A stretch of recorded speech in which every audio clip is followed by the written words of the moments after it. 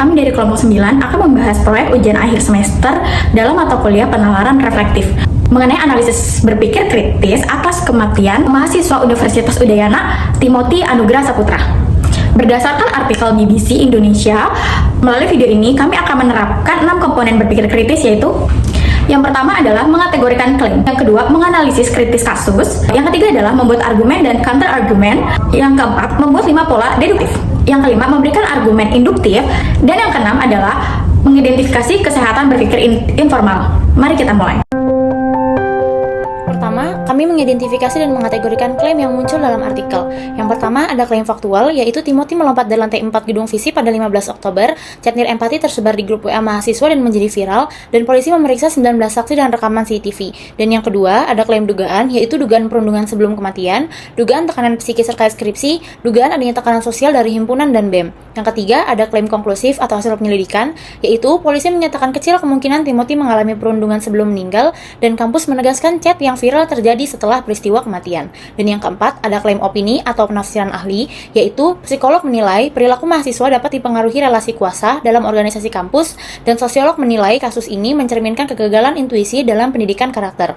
Dengan kategorisasi ini, kami dapat menempatkan setiap informasi pada level klaim yang tepat, sehingga analisis berikutnya menjadi lebih akurat. Pada tahap analisis kritis, kami melakukan identifikasi, analisis, dan evaluasi.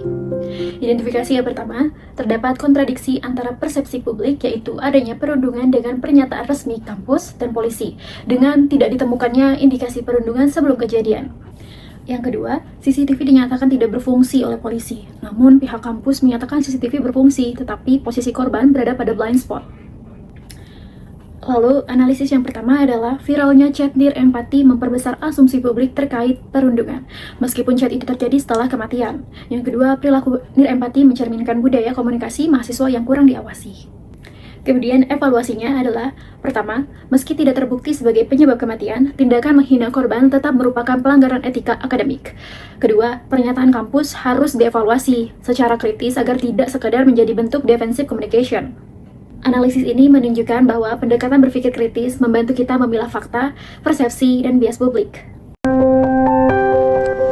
Berikut adalah 3 argumen utama dan counter argumen berdasarkan data artikel. Argumen yang pertama, perundungan adalah faktor yang perlu dipertimbangkan karena chat grup mahasiswa menunjukkan adanya budaya nir empati dan relasi kuasa yang tidak sehat. Counter argumennya adalah bahwa kampus menegaskan bahwa chat grup mahasiswa tersebut terjadi setelah kejadian, sehingga tidak bisa dianggap sebagai penyebab langsung kematian dari Timothy. Argumen yang kedua adalah tekanan akademik bisa menjadi faktor yang memicu stres mahasiswa dalam konteks pendidikan tinggi. Counter argumennya adalah bahwa pihak kampus menjelaskan bahwa proses bimbingan skripsi Timothy baru berlangsung 20 hari, sehingga tidak ada tekanan berat secara akademik. Dan argumen yang terakhir adalah bullying terhadap Timothy merupakan tindakan kekerasan yang tidak dapat dibenarkan dan pelaku harus dihukum. Namun, counter argumen yang sering kita dengar adalah kekerasan itu diperlukan untuk membentuk karakter dari seorang junior. Namun hal ini salah. Kenapa? Karena kekerasan itu bisa merusak psikologis dan tidak efektif dalam membentuk karakter. Disiplin nyatanya bisa dibentuk tanpa adanya kekerasan. Dari sini, kami belajar bahwa dalam berpikir kritis menuntut kita untuk dapat melihat dua sisi informasi secara seimbang. Pola deduktif. Kami membuat 5 pola deduktif berdasarkan kasus. Yang pertama adalah modus ponens. Jika chat WhatsApp terjadi setelah kematian Timothy, maka chat WhatsApp tersebut bukan penyebab kematiannya. Chat WhatsApp terjadi setelah kematian, maka chat itu bukan penyebabnya. Yang kedua adalah modus tollens. Jika Timothy dibully dalam jangka panjang, maka harus ada bukti rekam jejak tekanan sosial. Namun, tidak ditemukan bukti rekam jejak perundungan, maka Timothy kemungkinan tidak dibully sebelumnya. Yang ketiga adalah silogisme hipotesis. Jika universitas tidak menegakkan etika komunikasi, nir empati berkembang. Jika budaya nir empati berkembang, maka sama dengan perundungan digital meningkat. Jika universitas tidak tegas, maka perundungan digital semakin meningkat. Yang keempat ada disjunktif. Mahasiswa yang melakukan chat nir empati berasal dari FISIP atau bukan FISIP, maka mereka bukan hanya dari FISIP. Yang kelima ada dilema. Kampus harus memilih antara menjaga reputasi atau transportasi. Jika memilih reputasi, sama dengan publik curiga. Jika memilih transportasi, mungkin membuka konflik internal. Jadi, kampus harus memilih jalur yang lebih etis, yaitu transportasi bertanggung jawab. Argumen induktif. Kami membuat 3 argumen induktif berdasarkan artikel. Yang pertama, ada induksi generalisasi. Beberapa kasus perundungan kampus di Indonesia menunjukkan pola kurangnya pengawasan karakter. Kasus Timothy menunjukkan unsur nirempati mahasiswa, maka ada kecenderungan bahwa pendidikan karakter di kampus masih lemah. Yang kedua, induksi analogi. Kasus serupa di kampus lain menunjukkan bahwa budaya organisasi yang tidak diawasi dapat memunculkan relasi kuasa. Maka, organisasi mahasiswa Universitas Udayana juga dapat terkena pola serupa. Yang ketiga, induksi kausal. Perilaku nirempati di grup WA memicu ledakan emosi publik. Maka, budaya digital yang buruk dapat menyebabkan krisis reputasi intuisi.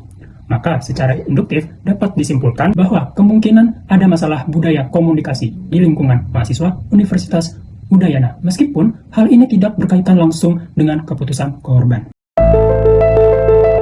Dalam kasus ini, terdapat beberapa kesesatan dalam berpikir publik. Pertama, false hope, salah sebab.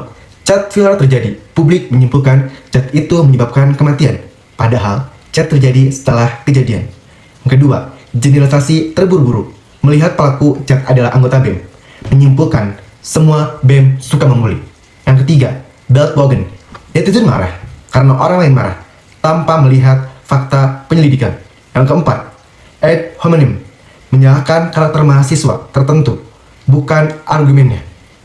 Yang terakhir, red herring, fokus publik beralih dari isu kesehatan mental menjadi perdebatan soal reputasi kampus. Dengan mengidentifikasi falsity ini, kita dapat menjaga argumentasi tetap objektif. Melalui analisis 6 komponen berpikir kritis, kami belajar bahwa sebuah kasus harus dikaji dari berbagai sudut pandang. Kita tidak boleh terburu-buru menyimpulkan berdasarkan emosi publik atau viralnya percakapan digital. Penerapan berpikir kritis membantu kita membedakan fakta, dugaan, dan kesesatan logika. Kasus Timothy menjadi pengingat pentingnya empati dan kesehatan mental di lingkungan kampus.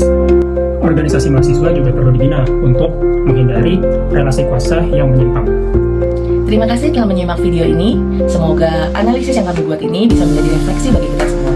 Saya Mika Francisca. Saya Andika Trikus Dinar.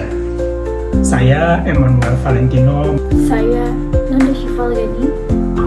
Saya Resti Restiana, Saya Shalama Novelia Zahra mengucapkan ucapkan terima kasih.